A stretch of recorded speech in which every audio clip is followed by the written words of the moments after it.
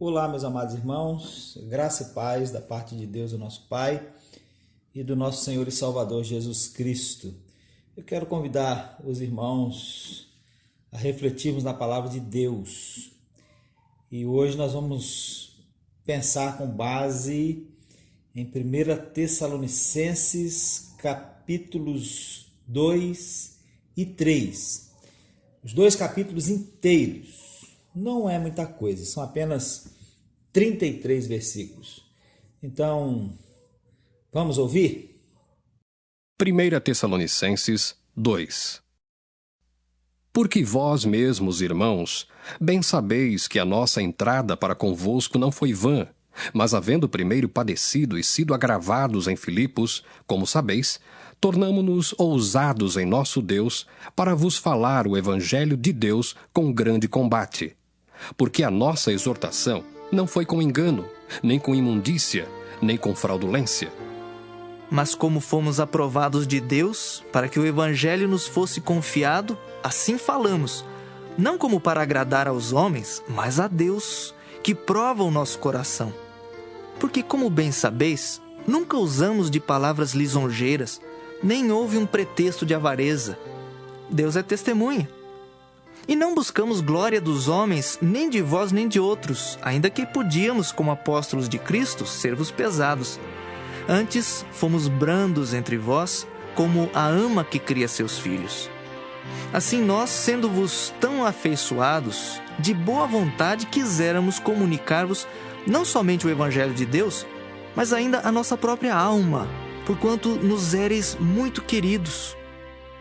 Porque bem vos lembrais, irmãos, do nosso trabalho e fadiga, pois trabalhando noite e dia para não sermos pesados a nenhum de vós, vos pregamos o Evangelho de Deus. Vós e Deus sois testemunhas de quão santa, justa e irrepreensivelmente nos ouvemos para convosco os que crestes.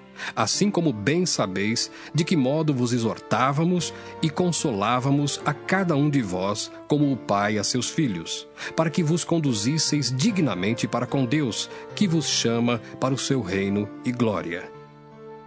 Pelo que também damos sem cessar graças a Deus, pois havendo recebido de nós a palavra da pregação de Deus, a recebestes não como palavra de homens, mas segundo é, na verdade, como palavra de Deus, a qual também opera em vós os que crestes. Porque vós, irmãos, haveis sido feitos imitadores das igrejas de Deus, que na Judéia estão em Jesus Cristo. Porquanto também padecestes de vossos próprios concidadãos o mesmo que os judeus lhes fizeram a eles, os quais também mataram o Senhor Jesus e os seus próprios profetas, e nos têm perseguido, e não agradam a Deus e são contrários a todos os homens. E nos impedem de pregar aos gentios as palavras da salvação, a fim de encherem sempre a medida de seus pecados. Mas a ira de Deus caiu sobre eles até o fim.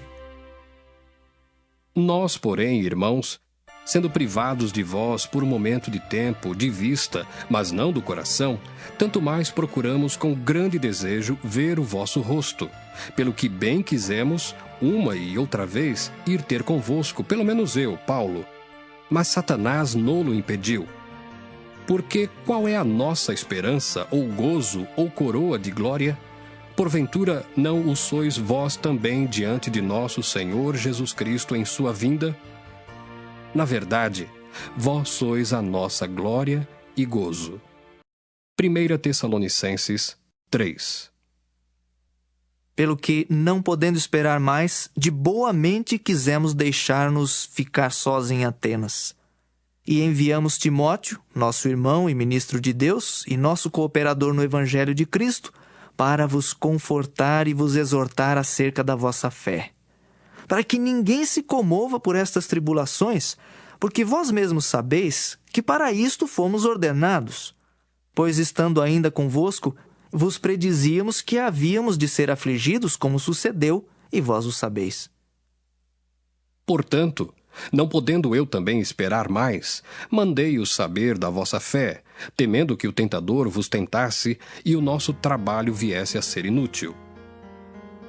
Vindo, porém, agora Timóteo, de vós para nós, e trazendo-nos boas novas da vossa fé e caridade, e de como sempre tendes boa lembrança de nós, desejando muito ver-nos, como nós também a vós, por esta razão, irmãos, ficamos consolados acerca de vós em toda a nossa aflição e necessidade pela vossa fé, porque agora vivemos se estáis firmes no Senhor. Porque que ação de graças poderemos dar a Deus por vós, por todo o gozo com que nos regozijamos por vossa causa diante do nosso Deus, orando abundantemente dia e noite, para que possamos ver o vosso rosto e supramos o que falta à vossa fé? Ora, o mesmo nosso Deus e Pai e nosso Senhor Jesus Cristo encaminhem a nossa viagem para vós. E o Senhor vos aumente e faça crescer em caridade uns para com os outros e para com todos, como também nós para convosco, para confortar o vosso coração, para que sejais irrepreensíveis em santidade diante de nosso Deus e Pai, na vinda de nosso Senhor Jesus Cristo com todos os seus santos. Tendo lido o texto, vamos então refletir com base nele agora. No primeiro sermão desta série, aqui em 1 Tessalonicenses, nós pensamos sobre uma igreja exemplar, sobre o tema características de uma igreja exemplar. E hoje, meus irmãos, nós vamos pensar sobre o servo de Deus exemplar, tendo como modelo o apóstolo Paulo, que é o autor desta epístola. Agora, é claro, meus irmãos, todos nós sabemos que quando Paulo escreveu esta epístola, ele não escreveu para se apresentar, ele não escreveu para se pintar como modelo de nada, mas é inevitável que a gente o enxergue assim. O servo de Deus exemplar, conquanto não faça nada com o objetivo de ser notado, não passa despercebido. Como Jesus em Mateus 5 disse que deve ser, a sua luz brilha, as suas boas obras são vistas, e o Pai Celestial é glorificado nele. Então vamos olhar para Paulo através desse texto e enxergar nele o modelo de servo de Deus que nós devemos ser, um servo de Deus exemplar. Vamos lá. Em primeiro lugar, o servo de Deus exemplar é alguém em cuja vida a semente do Evangelho encontrou terra boa e enraizou-se de forma a não se abater diante das lutas. A semente do Evangelho encontrou terra boa, a semente do Evangelho germinou e o Evangelho ficou tão profundamente enraizado no coração e na vida desse servo que nenhuma circunstância o abala. Nada que aconteça ameaça a presença do Evangelho na vida desse servo. Vejam, meus irmãos, o que Paulo diz no verso 2 do capítulo 2. Mas havendo primeiro padecido e sido agravados em Filipos, como sabeis, tornamo-nos ousados em nosso Deus para vos falar o Evangelho de Deus com grande combate. Na versão Bíblia Viva, isso fica mais claro ainda. Lá está escrito assim: sabem como fomos tratados tão cruelmente em Filipos, pouco antes de chegarmos aí, e o quanto nós sofremos lá. Entretanto, Deus nos deu coragem para repetir com toda a intrepidez a mesma mensagem a vocês, ainda que estivéssemos rodeados de inimigos. Então veja que coisa fantástica, né? O Evangelho estava profundamente enraizado na vida, no coração do apóstolo Paulo, e nenhuma circunstância o abalava. Na parábola do semeador, meus irmãos, Jesus nos mostra 4 tipos de pessoas que entram em contato com a palavra de Deus. O primeiro tipo é o tipo, podemos assim dizer, beira do caminho. O seu coração é duro, a palavra de Deus não penetra. E quantos beira de caminho nós já encontramos vida fora, não é verdade?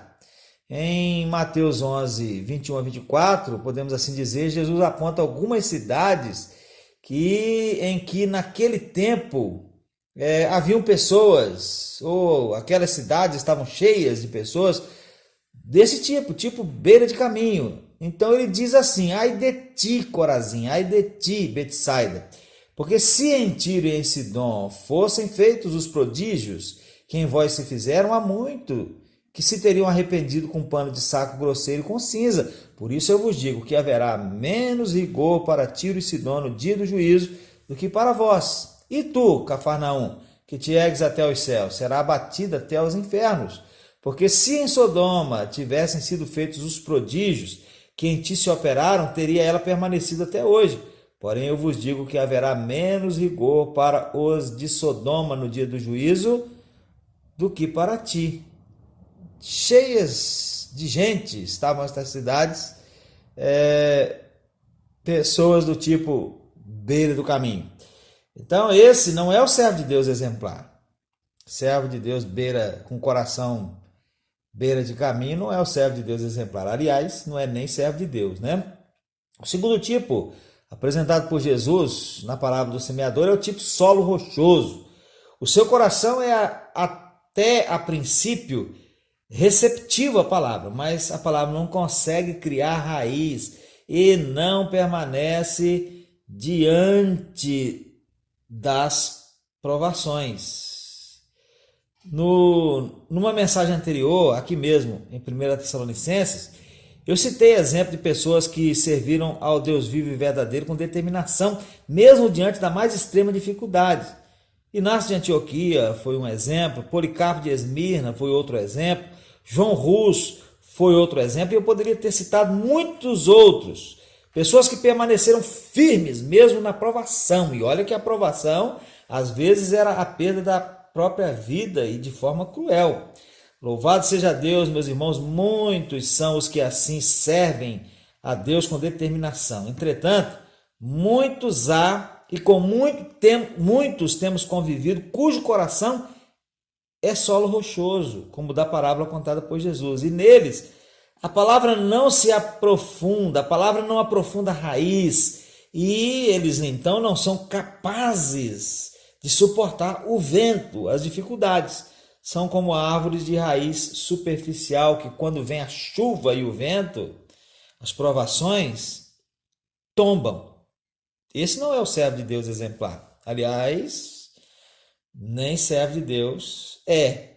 O terceiro tipo é o tipo de solo com espinhos. A parábola do semeador, contada por Jesus. E o coração desse tipo é, a princípio, também receptivo à palavra. Mas a palavra não é mais importante para ele do que as coisas materiais. E é sufocada por essas coisas. O jovem rico que foi conversar com Jesus, certa ocasião era assim. Ele não estava ansioso por conseguir coisas, já as tinha, mas o seu coração estava tomado por elas. Quantos há, meus irmãos, que são como Judas, que vendem a sua fidelidade, que vendem o seu coração e que vendem o próprio Cristo por um punhado de moedas, ou coisas, ou prazeres. Esse não é o servo de Deus exemplar. Aliás, nem servo de Deus é. Mas louvado seja Deus, na parábola contada por Jesus, há também o tipo boa terra. O seu coração é inteiramente receptivo à palavra, e ela penetra e permanece, vem o que vier e age o que houver, e produz frutos. Esse é o servo de Deus exemplar. Esse é o tipo de servo em que Paulo, que escreveu essas palavras aos Tessalonicenses, se tornou. Fomos tratados tão cruelmente em Filipos, sofremos lá, entretanto Deus nos deu coragem para repetir com toda a intrepidez a mesma mensagem a vocês, ainda que estivéssemos rodeados de inimigos. Esse é, meus irmãos, o servo de Deus exemplar. É determinado, não se deixa abater, corre a carreira cristã olhando firmemente para Jesus, o autor e consumador da sua fé. Mas ainda, em segundo lugar, o servo de Deus exemplar é alguém cujo desejo é agradar a Deus antes que a homens. Veja o que Paulo diz nos versos 3 a 7 do capítulo 2. porque a nossa exortação não foi com engano, nem com imundícia, nem com fraudulência, mas como fomos aprovados de Deus para que o evangelho nos fosse confiado, assim falamos, não como para agradar aos homens, mas a Deus que prova o nosso coração. Porque, como bem sabeis, nunca usamos de palavras lisonjeiras, nem houve um pretexto de avareza, Deus é testemunha, e não buscamos glória dos homens, nem de vós, nem de outros, ainda que podíamos, como apóstolos de Cristo, ser-vos pesados. Antes fomos brandos entre vós, como a ama que cria os seus filhos. Agora veja novamente na versão Bíblia Viva. Assim vocês percebem que nós não estávamos pregando com quaisquer motivos falsos ou maus propósitos em mente. Éramos absolutamente corretos e sinceros, porque nós falamos como mensageiros de Deus, credenciados por Ele para contar a verdade. Não mudamos nenhuma vírgula da sua mensagem para acomodá-la ao gosto daqueles que a ouvem, porque servimos exclusivamente a Deus, aquele que sonda os pensamentos mais profundos dos nossos corações.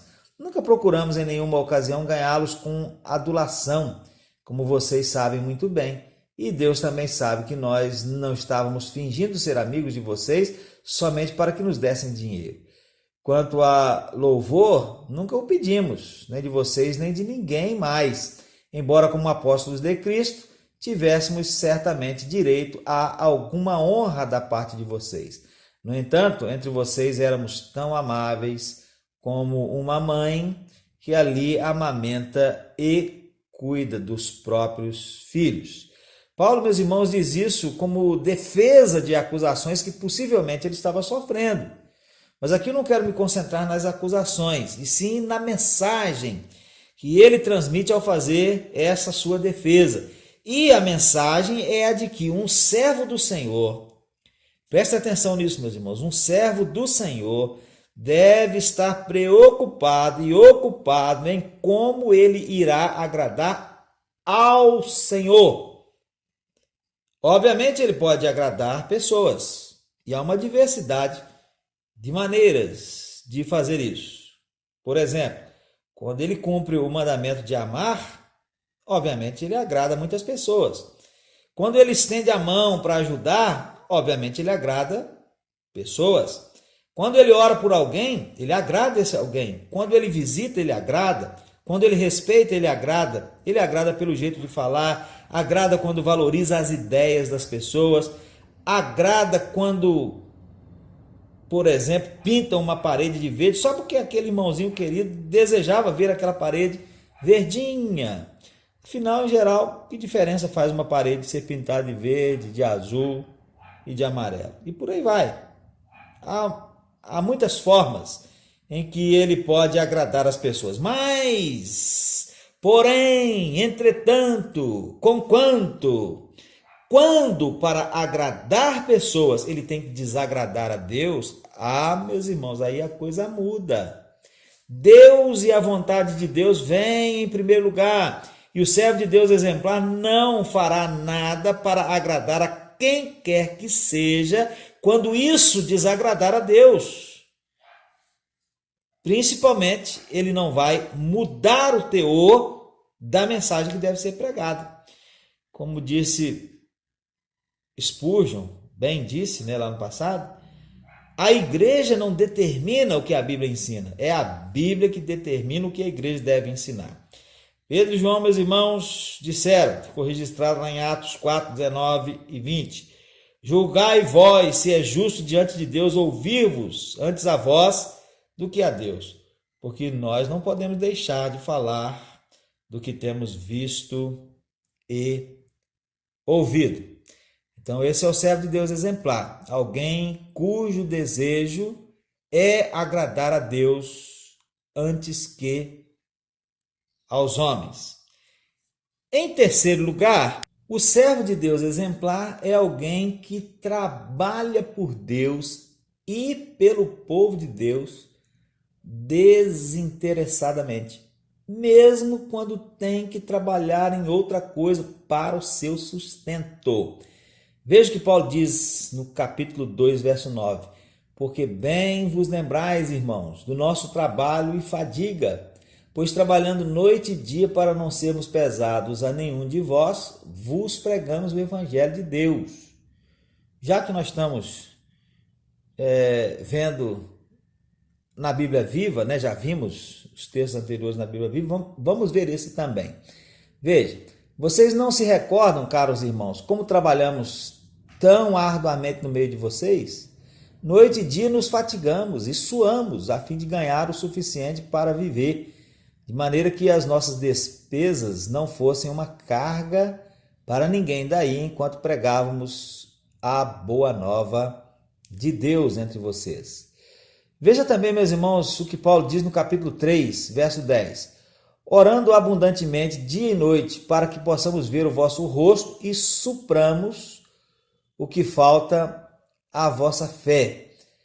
Na Bíblia Viva, porque noite e dia oramos continuamente por vocês, rogando a Deus que nos permita vê-los novamente, a fim de suprir quaisquer pequenas falhas que porventura ainda tenham na fé. Então, mesmo tendo que fazer tendas, entre aspas, né? É assim que se chama, que se diz, que se fala quando alguém trabalha para se autossustentar e desenvolver o seu ministério, quando tem que trabalhar para se autossustentar e desenvolver o seu ministério, ele é um fazedor de tendas, né? Então, mesmo tendo que fazer tendas, Paulo trabalhava por Deus e pelo povo de Deus. E o que isso nos mostra, meus irmãos? Isso nos mostra que ter um trabalho dito, chamado secular, né, secular entre aspas, não é um impedimento para o servo do Senhor que é exemplar de se envolver na causa de Deus. Hoje, louvado seja Deus, como pastor, eu sou integralmente sustentado pela igreja. E isso, obviamente, torna o trabalho bem mais fácil. Mas se não fosse, se eu tivesse que ter um trabalho secular e tivesse esse trabalho secular, ainda assim eu estaria dando a minha parcela de contribuição, como sempre fiz, mesmo quando não era pastor. Eu não estou dizendo isso querendo aqui, como se diz, né, posar de bom, posar de servo exemplar. Eu estou dizendo porque é assim que tem que ser. Você é servo de Deus? Se você é servo de Deus, você tem que se envolver na causa de Deus de alguma forma, porque o servo de Deus exemplar é alguém que trabalha por Deus, trabalha pelo povo de Deus, mesmo que ele não seja sustentado por alguma igreja para desenvolver o seu ministério ou o seu trabalho na causa do Senhor. Mas vamos adiante. Em quarto lugar, o servo de Deus exemplar é alguém cuja atitude em geral para com o povo de Deus é como a de um pai para com seus filhos. Veja, capítulo 2, verso 11. Assim como bem sabeis de que modo vos exortávamos e consolávamos a cada um de vós, como o pai a seus filhos. Na versão Bíblia Viva, falamos com vocês como um pai aos próprios filhos, não se lembram? Instando com vocês, incentivando-os e até exigindo. Para quê? Para que vos conduzisseis dignamente para com Deus, que vos chama para o seu reino de glória. Versículo 12. E como é, meus irmãos, a atitude em geral? Obviamente pode haver exceções, né? Mas a atitude em geral de um pai para com os seus filhos. Vamos lá, vamos pensar um pouquinho. Primeiro, um pai ama seus filhos. E o pai que ama, corrige os seus filhos. Hebreus 12, 6 e 7 diz que o Senhor corrige o que ama e açoita qualquer que recebe por filho. Se suportais a correção, Deus vos trata como filhos. Porque que filho há a quem o pai não corrija? Mas essa correção é feita com bondade, né? Com brandura, com carinho, com respeito. Segundo, meus irmãos, um pai se preocupa em ser exemplo para os seus filhos. Terceiro, um pai temente a Deus ora por seus filhos, assim como Jó orava pelos seus filhos. Quarto, um pai se compadece de seus filhos, assim como o pai do filho pródigo, né? Ele tinha compaixão. Aquele filho era um filho ingrato, mas mesmo sendo um filho ingrato, o pai se compadecia, tinha compaixão por ele. 5. Um pai está sempre com o coração aberto e os braços estendidos para os seus filhos, assim como o pai do filho pródigo. Novamente é um exemplo. E 6. Um pai ele se alegra quando o seu filho volta atrás e abandona o erro, e então ele o perdoa e o recebe, assim como o pai do filho pródigo, que novamente nos serve de exemplo aqui. E essa, meus irmãos, é a atitude daquele servo de Deus que é exemplar. Ele ama, e porque ama, corrige, mas o faz com bondade, com brandura, com carinho, com respeito, com esperança de conseguir resgatar sem precisar punir. Não com atitude de juiz ou de coronel. Ele dá o exemplo, ele ora pelo povo de Deus, ele se compadece, ele tem o coração aberto e os braços estendidos, ele se alegra quando quem se afastou se arrepende e volta. E ele está disposto a correr o risco de agir com graça e misericórdia. Então, esse é o servo de Deus exemplar, né? Em quarto lugar, é alguém cuja atitude em geral para com o povo de Deus é como a de um pai para com os seus filhos.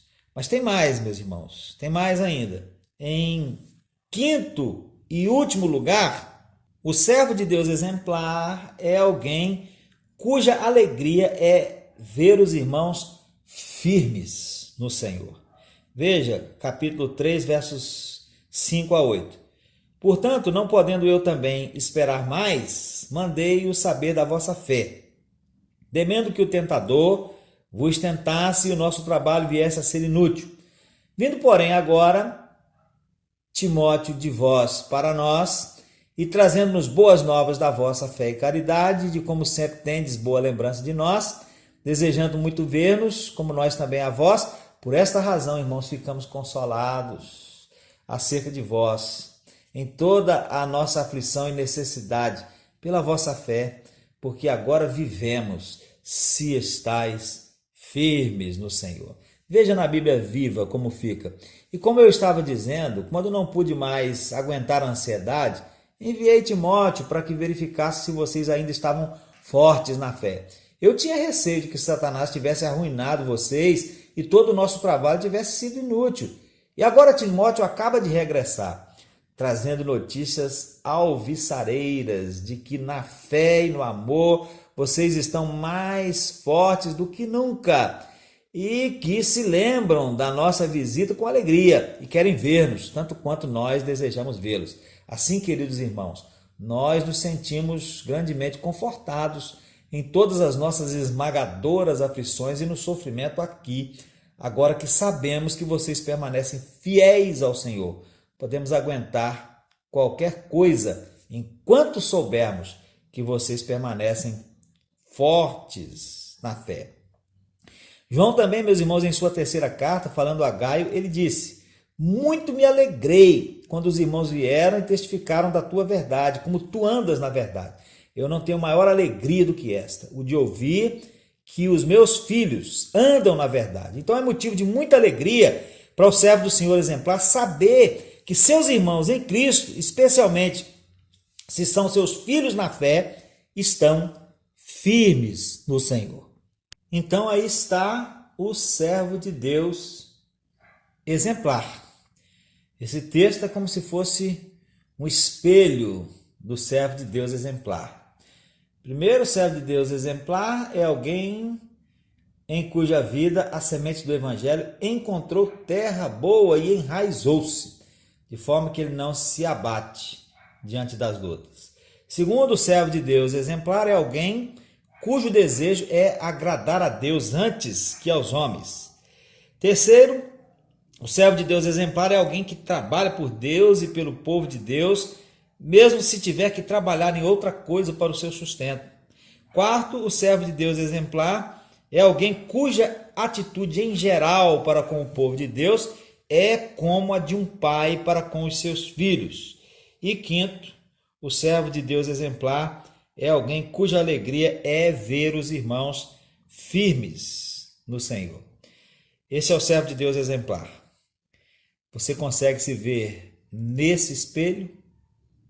Todos nós, meus irmãos, precisamos ser servos de Deus exemplares. E aí está um espelho do servo de Deus exemplar. E nós precisamos nos ver quando nós olharmos para esse espelho.